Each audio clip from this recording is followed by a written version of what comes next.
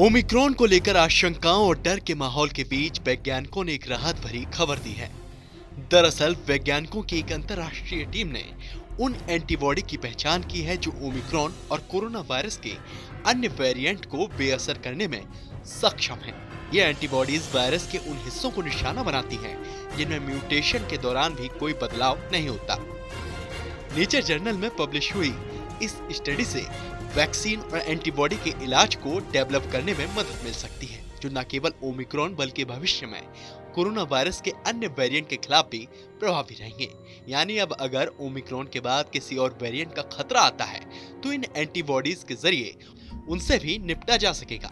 सच तो यह है कि university of Washington school of medicine में एसोसिएट प्रोफेसर डेविड वेस्लर ने इस रिसर्च को किया है और इसके बारे में बताया है कि ये रिसर्च हमें बताती है कि कोरोना वायरस के स्पाइक प्रोटीन के सबसे सुरक्षित हिस्से को टारगेट करने वाली एंटीबॉडी पर ध्यान देकर उसकी लगातार खुद को नए रूप में ढालने की क्षमता से लड़ सकते हैं।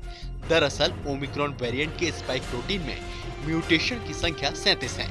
स्पाइक प्रोटीन वायरस का वो नुकीला हिस्सा होता है जिसके जरिए वो मानव कोशिकाओं में प्रवेश करता है और उनसे जुड़कर संक्रमण फैलाता है। कोरोना वायरस के ओमिक्रॉन वेरिएंट में हुए इन बदलावों से समझा जा सकता है कि आखिर क्यों ये वैक्सीन लगवाने वाले और पहले से संक्रमित हो चुके लोगों को दोबारा संक्रमित करने में सक्षम हैं।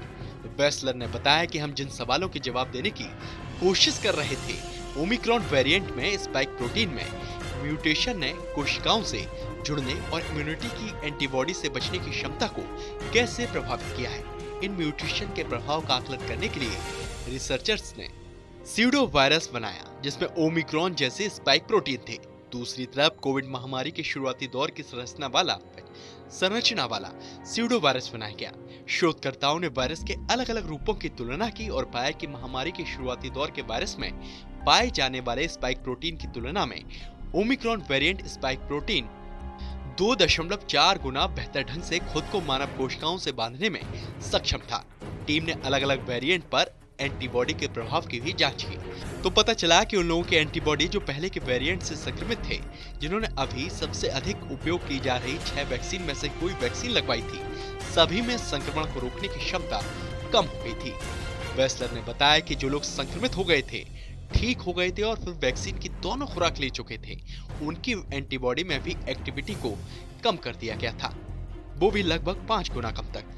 वहीं किडनी डायलिसिस वाले मरीजों का ग्रुप जिन्हें वैक्सीन की खुराक के साथ बूस्टर डोज भी मुहैया कराई गई थी, उनमें एंटीबॉडी की एक्टिविटी में केवल 4 गुना कमी दिखी थी। इससे पता चलता है कि वैक्सीन की तीसरी खुराक यानी कि बूस्टर डोज वास्तव में ओमिक्रॉन के खिलाफ मददगार है।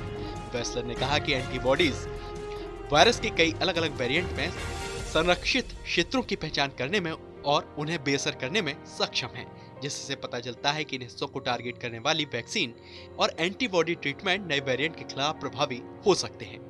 वीडियो पर अपनी प्रतिक्रिया कमेंट बॉक्स में दें और देश दुनिया की तमाम बड़ी खबरों से बाखबर रहने के लिए TV9 भारतवर्ष को सब्सक्राइब करें।